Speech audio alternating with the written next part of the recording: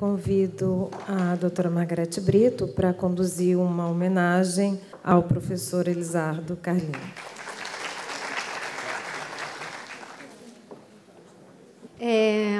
Confesso que eu estava ali segurando o meu choro, passando um filme na minha cabeça, pensando, né, que todo o trabalho que a gente vem fazendo nesses 4 anos, né, essas sementinhas que nós fomos jogando, de cada e-mail, de cada diálogo que a gente faz, né, com cada autoridade, tem um fruto lindo, né? Ouvir a fala do Jarbas, ouvir a fala da Nízia, olhando para trás, realmente é uma coisa muito emocionante. Faz a gente pensar que todo o trabalho, todo o esforço, toda a pedrada também que a gente recebe porque nesses dias eu ouvi um político falando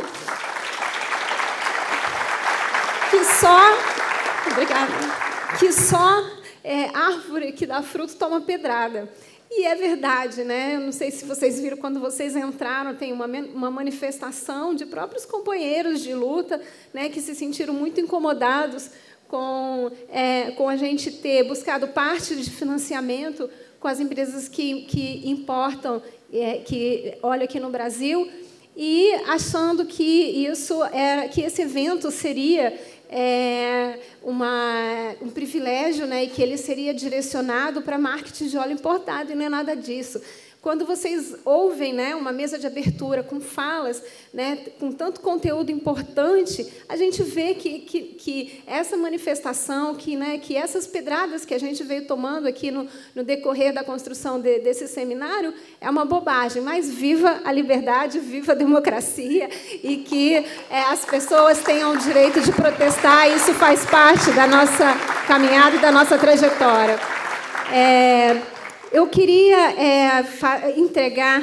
A Ana Maria está ali chorando, e ela sabe que no Chile também existe um processo, né, que é muito parecido, e eu não sei se em outros países também, mas a gente faz muita coisa. Mas eu acho que, no final, no saldo final, a gente sabe que a nossa luta vale a pena. Eu queria entregar essas flores para a Nízia, em pedido de desculpa pelo vídeo que fizeram, machista, te colocando o seu rosto. E, enfim, foi a Fiocruz.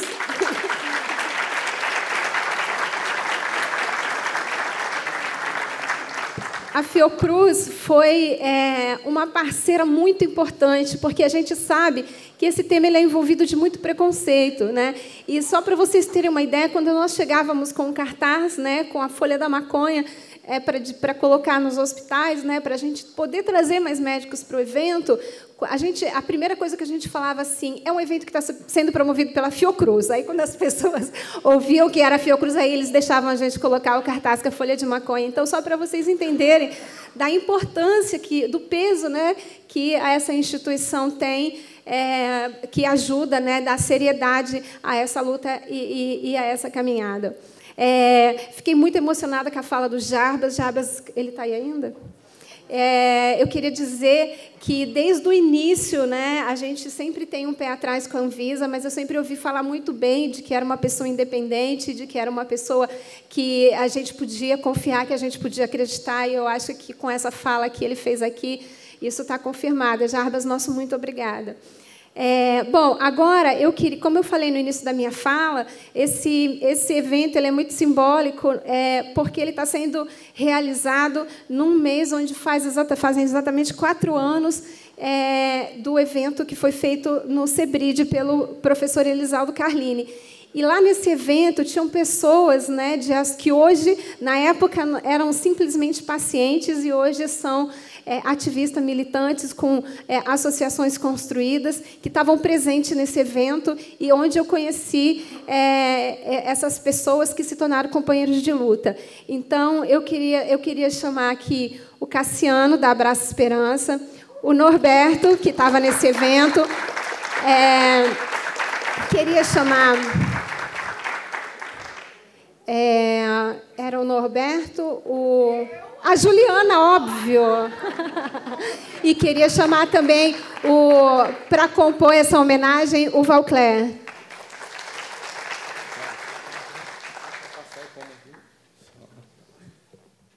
Passo a palavra a Cassiano para dar uma palavra da experiência. O Cassiano, gente, deixa eu só apresentar, uma apresentação informal. Ele é coordenador executivo da Associação Abraça Esperança, que é a primeira associação no Brasil que teve autorização para plantar maconha e fazer o óleo para o... Então, hoje é a primeira e única, por enquanto, apesar que é bom informar isso.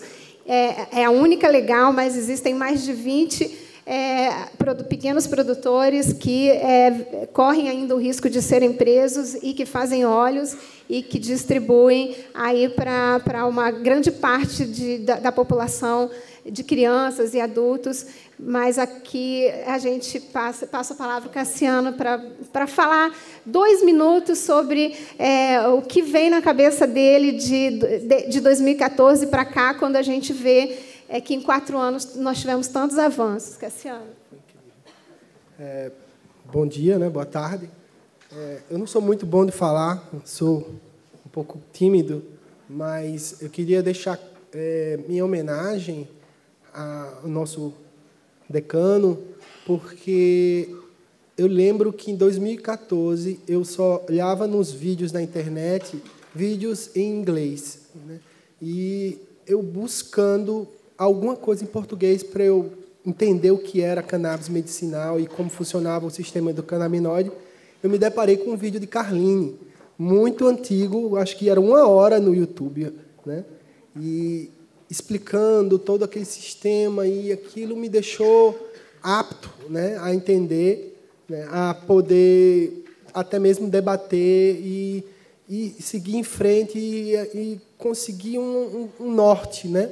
E eu não tenho palavras para agradecer.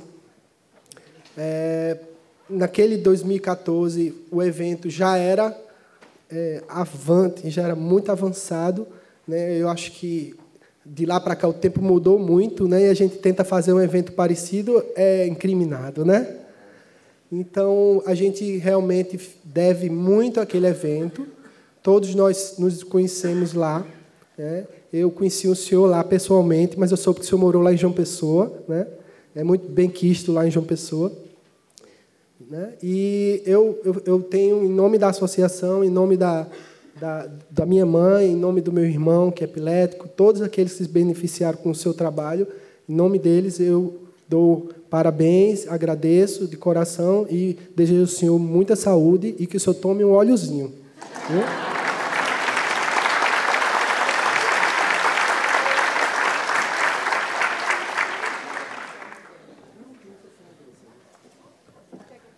Carline, obrigado. Tu é o cara. Tarso, valeu, cara. Tu é o cara também. Júlio, cadê o Júlio?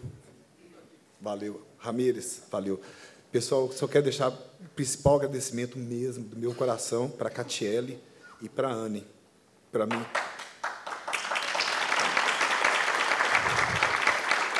Margarete, lindo, lindo show. Parabéns. Obrigado.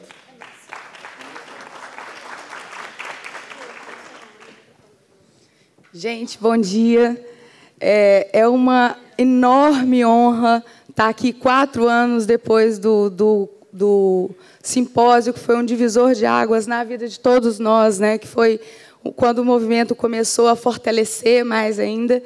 Em 2013, eu achei o Dr. Carline através da Unifesp, procurando também algo que eu pudesse explicar para as pessoas que o meu fumar maconha dentro de casa era, sim, o meu medicamento. E eu precisava mostrar para as pessoas que isso era verdade, que isso não era uma brincadeira, que eu não estava brincando, eu não estava ali para brincar.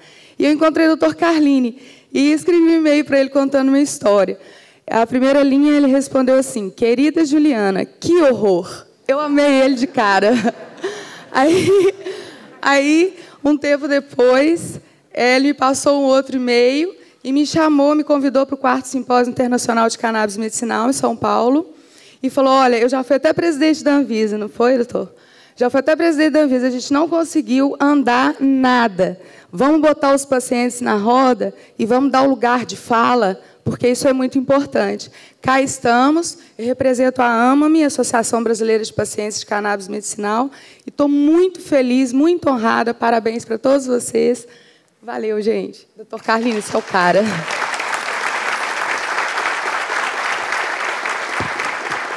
Bom dia a todos e todas. Professor Carlini, aqui, em nome da Fiocruz, né? A gente já está homenageando o professor Carlini aqui a todo momento de fala, e aqui me cabe também deixar esse recado. E eu queria só também dizer da minha honra de estar aqui prestando essa homenagem e da minha honra de ter podido conviver com o senhor, como professor também, no Comitê Nacional de Plantas Medicinais e Fitoterápicas, da Política Nacional de Plantas Medicinais e Fitoterápicas, onde a gente pôde sempre aprender muito com o senhor naquele comitê e entender que essa discussão também faz parte de toda uma discussão de resgate de conhecimento tradicional, de resgate da possibilidade da gente ter, como já foi dito aqui várias vezes, outras alternativas terapêuticas, e a Fiocruz está nisso. Eu queria, na verdade, só terminar, quando o professor Carlini foi acusado injustamente, a gente soltou uma nota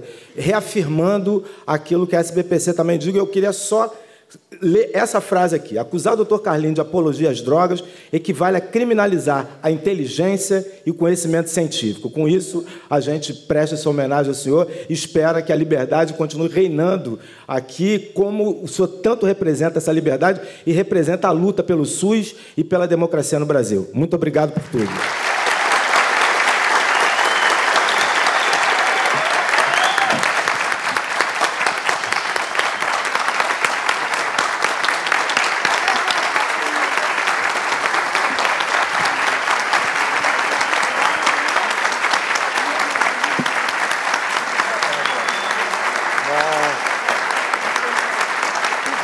Alô.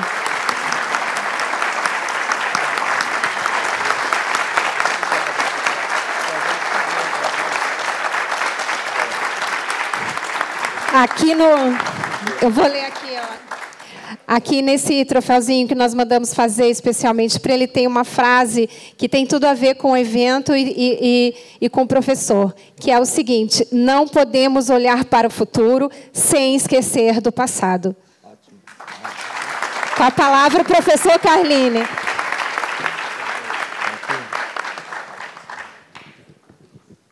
Bom, o que eu vou dizer, gente? Primeiro que eu estou com a voz um pouco modificada, aliás, muito, para o problema de saúde que eu estou apresentando agora. Me atacou as cordas vocais, né? Mas eu não quero me importar. Eu tenho que falar no alto-falante, né? Não necessariamente. Tá, aqui já estou com o alto-falante. Tá. Bom, eu te acompanho, que eu também já estou cansada de ficar tá, você senta? Vamos sentar. Vai ficar melhor, cara. Eu queria começar para dizer que essa homenagem da Fiocruz muito me orgulhou. E esse muito não é uma figura de retórica, não. É algo que brota realmente da minha emotividade. Eu queria que ficasse claro. Eu estou na casa de Fiocruz. Meu primeiro contato com o chamado Fiocruz e a casa é da época de 1930, 1940. Eu acho que ninguém tinha nascido ainda. Que eu tinha a idade que variou de 0, quando eu nasci, até 40, quando eu estava com 10 anos. E no meu grupo escolar, na cidade de Ribeirão Preto, já havia um programa de mata-mosquito.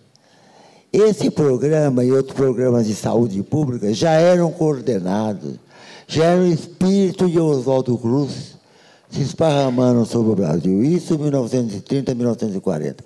Eu não posso precisar a data, mas me lembro que em 1940 eu saí de Ribeirão Preto e aí a ideia me passou esquecida. Mas agora, quando eu recebi essa oferta aqui, esse prêmio incrível, né? Eu imaginei, gente, quem mais que eu poderia falar de Oswaldo Cruz, da Fiocruz? Primeiro, que o Pavilhão Dourado, que o Castelo Mourisco de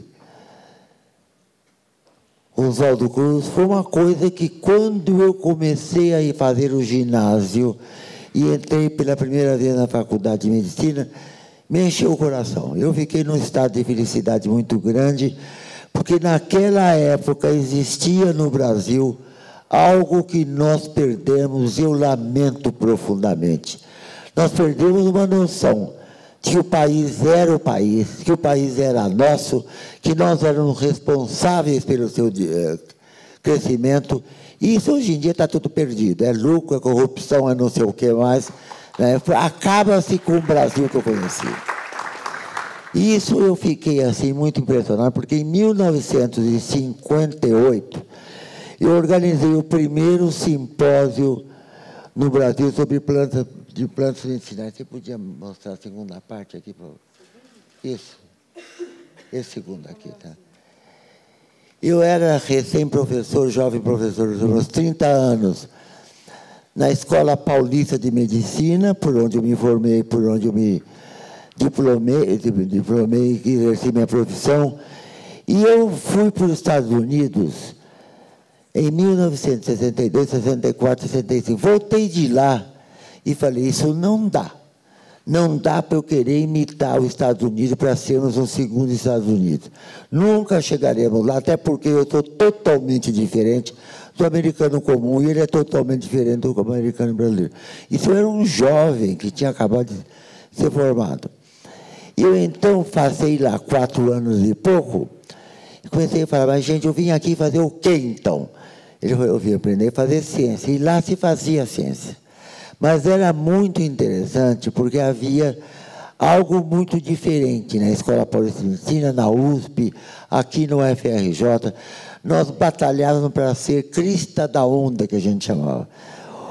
Os centros mais importantes de pesquisa no mundo, que conquistassem os primeiros lugares. Isso era bastante claro em nós, né? Eu acho que foi o grande erro do nosso desenvolvimento, foi nós almejarmos aquilo que nós não éramos e nem necessitamos ser. Eu não vejo nenhuma vantagem de querer copiar algo assim que eu quero ser o primeiro economicamente. Não é isso que o Brasil precisa e não é isso que nós queremos. Isso é o que o mundo atual está progredindo, caminhando para isto. E eu vejo que a Fiocruz ainda é uma bandeira de resistência a essa vantagem, a esta espírito de grandeza que o Brasil nunca deveria ter, porque é uma coisa que não se tem, se conquista escolhendo o que nós queremos ser. E não é isso porque lá é importante, né, para ver.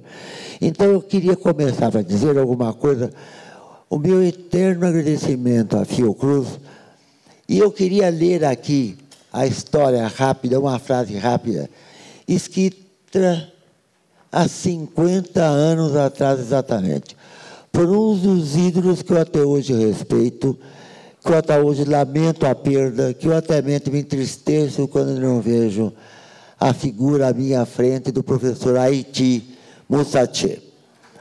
Ele era aqui o diretor da companhia, da divisão de farmacologia. Eu estava no começo da minha carreira de farmacologista. E, obviamente, eu olhava a Fiocruz e olhava o professor Haiti Musache. Era uma figura ímpar. Não quero dizer que não existam outros, existem, mas muito raros atualmente, porque a nossa mentalidade, professor, mudou.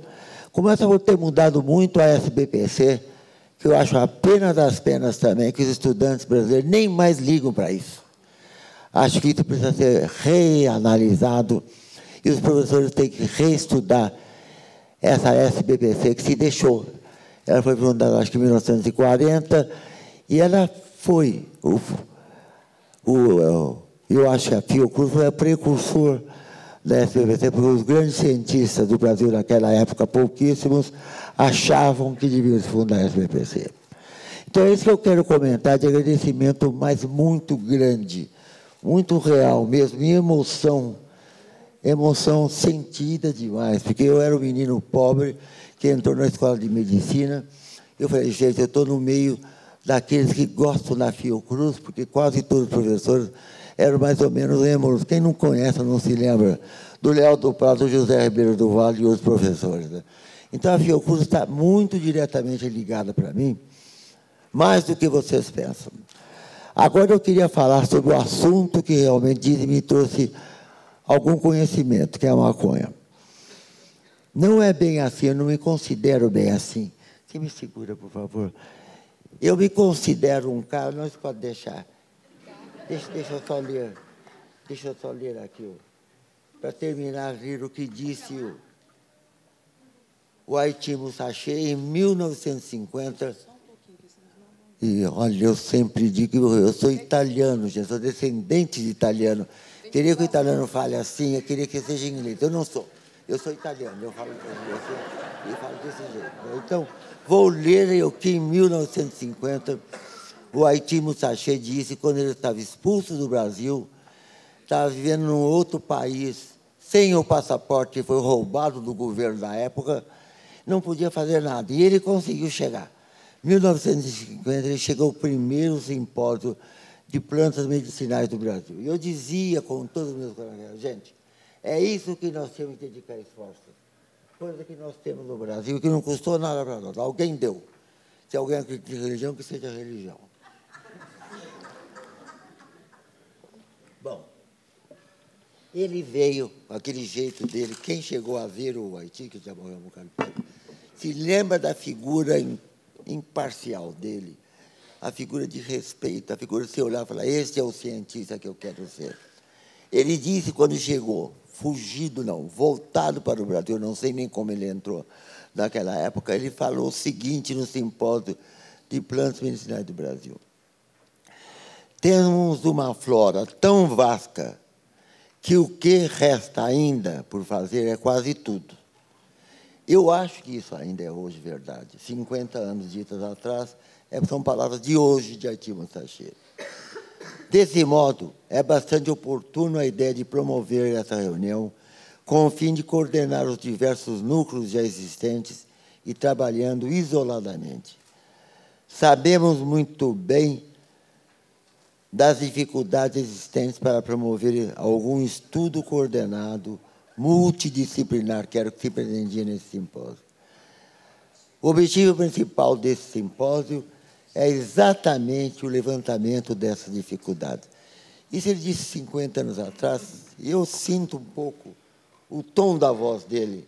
Então, a emoção que eu sinto quando eu penso nele, no que ele disse, e no que ele certamente estaria dito na reunião de março deste ano. Não consigo mais cruzar as pernas, vocês tenham santa paciência a conseguir, né? Em setembro, agora, nós temos o 50º aniversário deste Simpósio Brasileiro de Plantas Medicinais, que nós conseguimos mantê-los em funcionamento.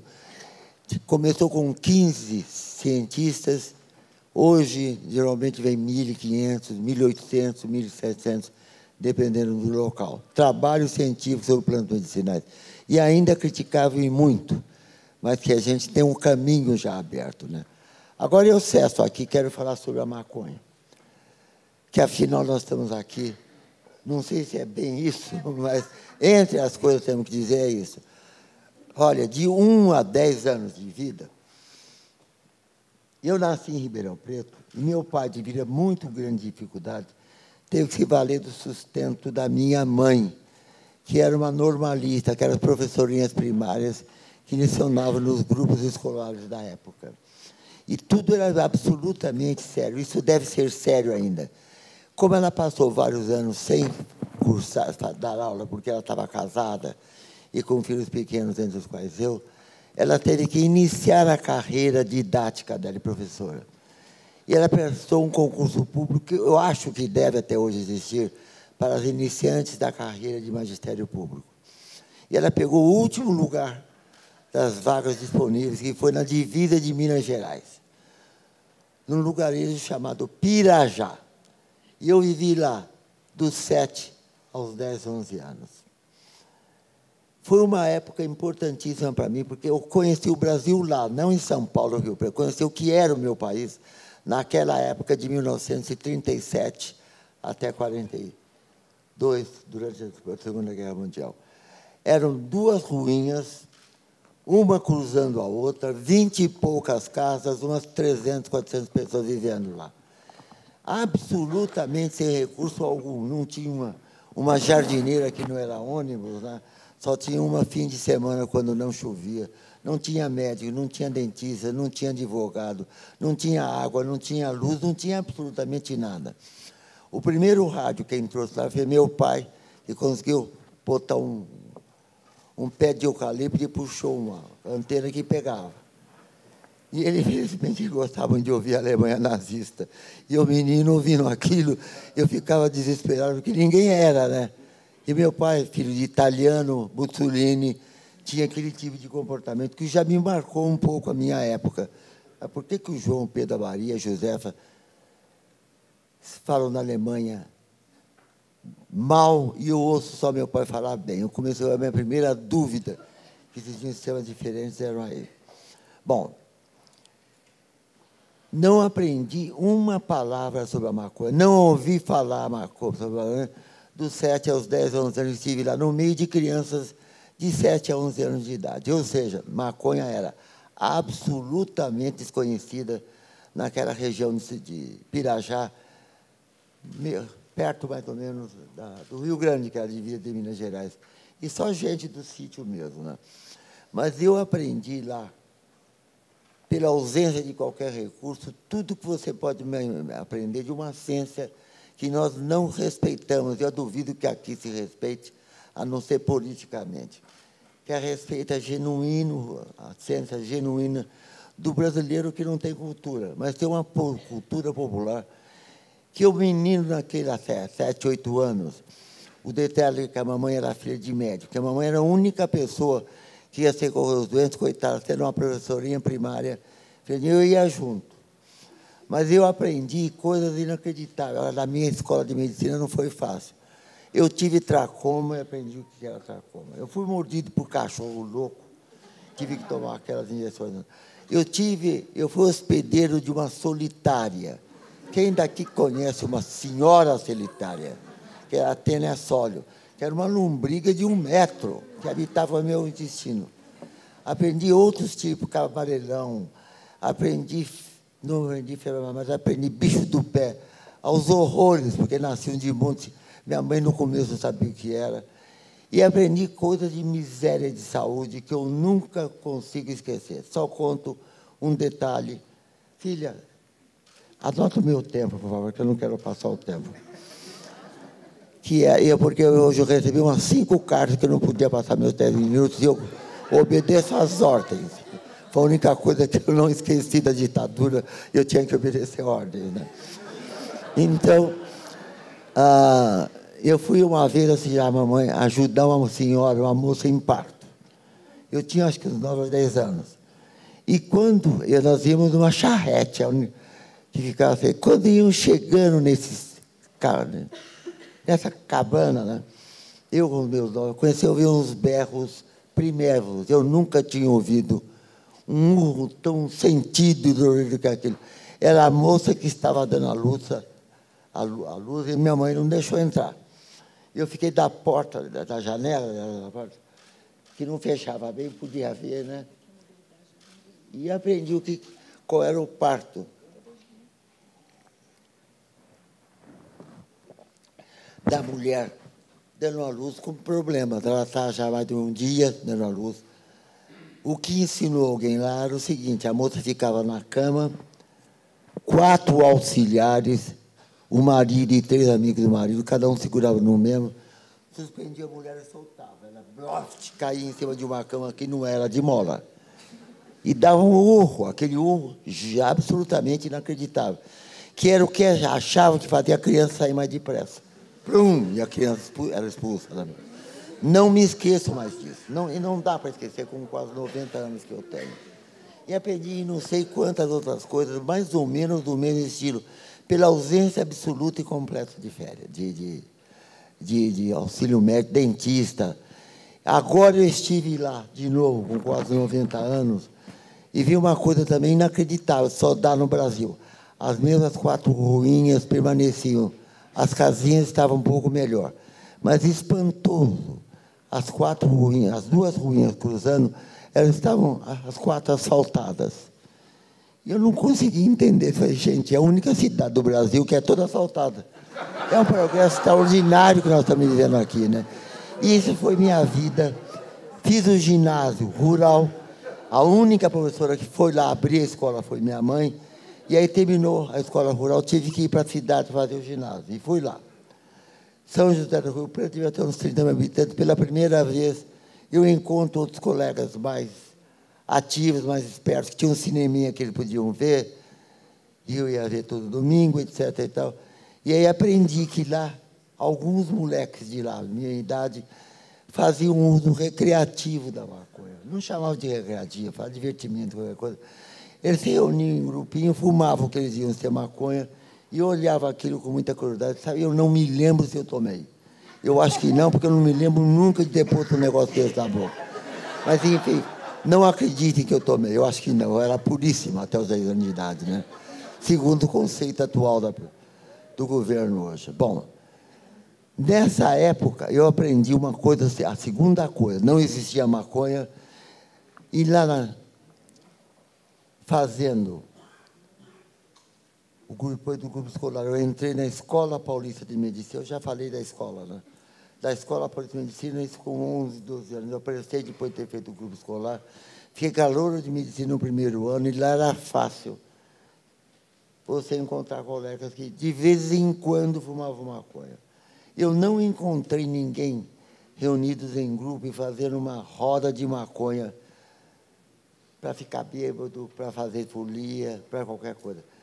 Eles, nem para ficar alegre. O uso recreativo era muito esquisito, que eu me lembro como quase todos eram nordestinos que tinham vindo do Nordeste para São Paulo, tinham passado fome, uma coisa em 1943, foi isso. Eu ouvi vários casos de febre de maleta, na viagem eles pegavam. Então, eles vieram para São Paulo trabalhar na construção civil, no prédio em construção, dormir em coisa que às vezes não tinha nem sequer, a não ser uma lona para cobrir. Então, essa era a expressão do povo do operário brasileiro, do construtor civil, em 1943 para frente. E eu não gostei daquilo. Eu era moleque, mas eu tinha convivido muito com animais em Pirajá, e eu achava que animais tinham uma vida melhor, e tinham, não tinha nem dúvida. Davam a luz direitinho, de pé a cabra que eu via, puf, de filhote e já ia procurar mamadeira. Os filhotes de bezerro mamavam bem, nascia o pintinho, nascia tudo. Eu vi.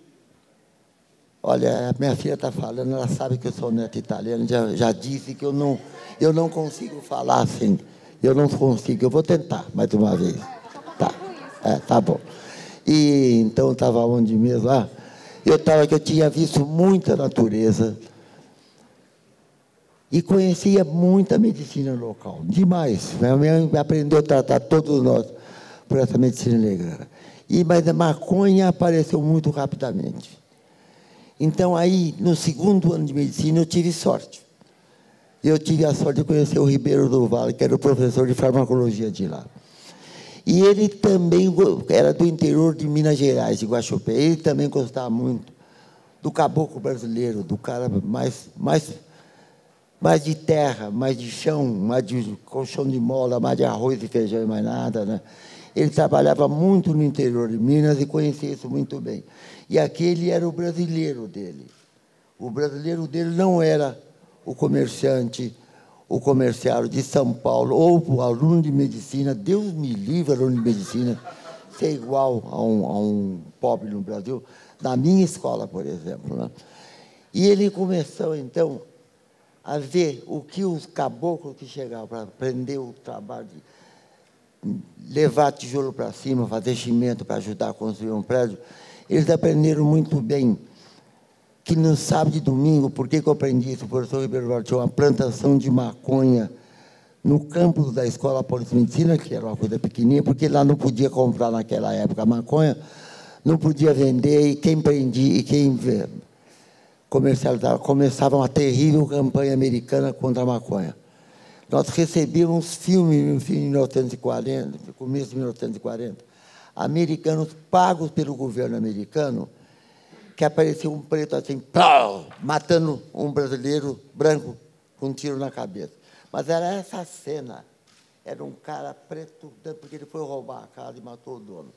Existiam muitas cenas terríveis de propaganda do governo americano que veio para cá.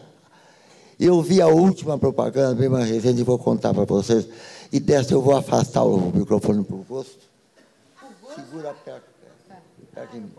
Aparecia no começo da televisão, aqui em 1950 e pouco, aparecia duas mãos... Não, aparecia primeiro uma frigideira fervendo, com azeite fervendo. Apareciam duas mãos grossas, quebravam o ovo caía dentro da frigideira e o ovo fritava.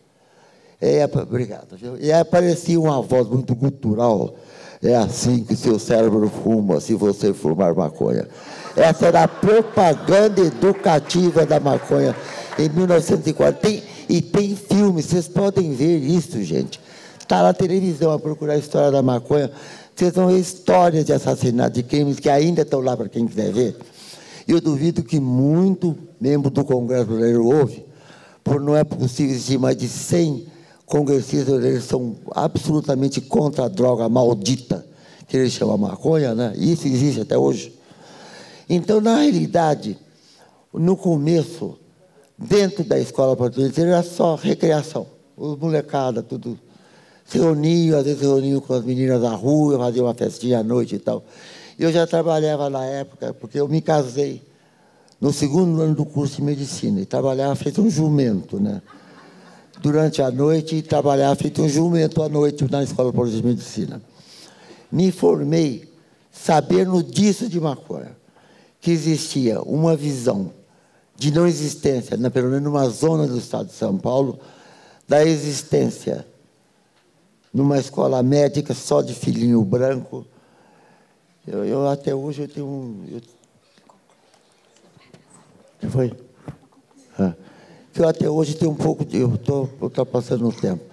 Tenho um pouco de cisma de... Eu não tenho um aluno, nunca tive um aluno branco na minha escola de medicina. Há mais de 50 anos eu lecionei. Começo a ter agora aluno no campo da psicologia. Não, no novo campus da escola da Unifesp, da Universidade, que foi aberto e agora já recebeu notícia que vai se fechar, né? A cota racial. Não sei se você está a par disso, se vai acontecer isso aqui. Eu não sei o que falaram isso na Escola Paulista de Medicina da universidade. Bom, aí eu me formei. E eu me formei, mas com a experiência que o Ribeiro Vale me viu. Era uma experiência muito pobre. Eu trabalhava apenas com uns camundongos e uns ratos. Olhava os bichos. Injetava maconha e via o que os bichos faziam. Mas eu não fazia nada controlado, porque não existia uma psicologia experimental que, bom, ele vira para frente ou para trás, do lado ou do outro, sobe ou desce, dorme ou não dorme. A psicologia mais moderna, de observação normal, fazia observações que até hoje são válidas. Eu, então, falei com o Ribeiro do Vale de Portugal, doutor Ribeiro, eu tenho que aprender psicologia, senão não adianta. Eu fui para os Estados Unidos com bolsa da Rockefeller. Passei lá 4 anos, tive um filho americano. Vamos deixar, obrigado. Que está hoje com 50 e poucos anos no Paraná. E me dediquei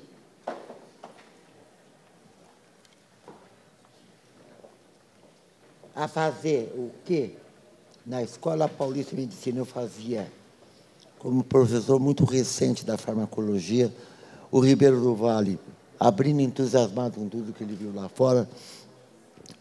Mas eu comecei a trabalhar na Universidade de Yale. A Universidade de Yale é uma universidade de primeiríssima linha, né? Que tem um sistema educativo muito interessante e de ligação do aluno com a universidade muito interessante. Eu fiz a pós-graduação lá. Fiquei lá 4 anos e pouco, depois fiquei bastante tempo, um pouquinho mais. E nessa pós-graduação eu me virei, então, um estagiário. Era aluno estagiário. Até hoje, eu me formei em 1962, em Mestre. Até hoje, eu tenho lá, desse ano, eu recebo todo ano um boleto com uma cartinha da universidade me pedindo dinheiro como meus alunos. Eu falei, gente, que doidura, como é que isso se faz num país como o nosso? Nunca. Eu não vejo a chance de chegar o aluno que sempre tem ódio da universidade por causa do governo, mas ele devia ter uma visão diferente da instituição que ele trabalha. É o segundo lar dele. Até hoje, eu mando $1, mando 2. O dia que eu ganho alguma coisa, eu mando $10. E lá se mandam 100, 200 mil. Já vi $1 milhão de presente. Bom, durante esse tempo que eu estive na escola paulista, eu trabalhei com coisas muito simples. O que eu fazia? Eu sabia que o rato andava. Então, será que ele sobe uma escada, num círculo, uma corda, inclusive para ser coerente, uma corda de cânhamo de maconha? Eu fazia uma corda de 1,5 metro de altura, até a minha altura, 1,80 m. Colocava uma plataforma inferior e o rato, para comer, tinha que aprender a subir essa corda. Estão pedindo para... A gente tem que concluir, porque já está muito atrasada a programação. Eu tenho que ver como interromper o professor Carline. Eu falei pouco em relação, me demoraram aqui, não sei. Então, deixa. A gente pede desculpa, então, pelo atraso. Isso, então eu termino agora, que essa foi uma das experiências que eu aprendi a fazer no Brasil. Eu improvisei tudo o que eu pude aqui. Subir numa corda, ficar parado em cima de uma barrinha de metal, que é assim, tudo que eles faziam lá nos Estados Unidos. Eu publiquei, então, 7 ou 8 trabalhos em inglês, com essa metodologia simples, mas original, porque ninguém tinha feito isso na Europa, nos Estados Unidos. E eu comecei a ficar conhecido dos americanos, dos ingleses, dos judeus, que começaram a me mandar material químico, isolado por eles. É impressionante, eles não tinham farmacologia bem adiantada lá. E como escreveram para mim para fazer associação comigo e me mandavam as drogas. Quero dizer para você, a maior dificuldade que eu tive de fazer pesquisa aqui no Brasil foi com isso. Não conseguia trazer, o correio não me dava licença para trazer. Eu, como professor Mechula, importei tudo por contrabando. Ele me colocava no envelope, no máximo 5 gramas de canabidiol, de canabigerol, do canabinol, do delta-9-tetraído do canabinol, que era diferente. E me mandava pelo correio. Eu recebi quase todas, fiz umas 5 ou 6 trabalhos. Depois eu recebi do Departamento de Química da Universidade de Corte, que me mandaram também, e do NIH. Então, eu tenho, assim, uns 50, 60 trabalhos publicados com princípios puros da maconha. E, para terminar, eu digo, logo percebi que isso não dizia a verdade. Eu percebi que o delta-9-THC não agia tanto quanto dizia que agia no extrato, que eu usei um colosso de extrato. O canabidiol era inativo, quando dizia no mundo, mas não era. Eu dava no rato, o rato apresentava alguma coisinha. Foi daí que eu descrevi pela primeira vez o efeito convulsivante do canabidiol. Foi reconhecido no mundo inteiro isso aí. Não é do Carline, não. Isso é da Escola Politécnica, de um bando de brasileirinhos que internacionalmente, por surpresa, descobre o negócio. Que coisa! Só índio descobre isso, né? Uma descoberta novinha. E fiz uma segunda descoberta também, de uns 5 anos para cá, e com isso eu termino, o tal efeito entourage, o efeito chamado também comitiva. Eu descrevi isso em 4 trabalhos, há 10 anos atrás, associando 2 canabidióis puros, um potenciava ou inibia o efeito do outro. Canabidiol sempre presente, potenciando e inibindo o efeito do delta-9-THC. Eu preconizei isso, olha, é uma boa coisa misturar os dois. Né? Hoje em dia, se reconhece que o canabidiol tem efeito e já se reconhece que o canabidiol é importante por causa desse efeito comitiva, não só por si só, como também por associação com o delta-9-THC, no chamado efeito comitiva. Obrigado por que me ouviram e até logo.